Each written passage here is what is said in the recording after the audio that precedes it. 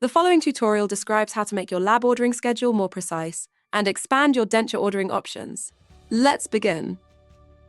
First, let's select the indication. Dentures are a common treatment, and DS Core now supports partial denture orders, including flexible and metal partial dentures. To create a partial denture order, specify the denture type, such as partial denture, and complete the template with parameters like shade and advanced options.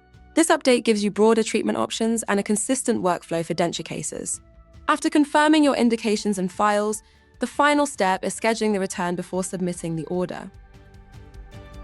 The last step is adding a precise delivery. When you select the return date, you'll now see an option to choose your preferred delivery time. This helps you align the lab delivery with your patient's next appointment and improves planning with your lab. Once you've selected your lab, set the time and date you submit the order.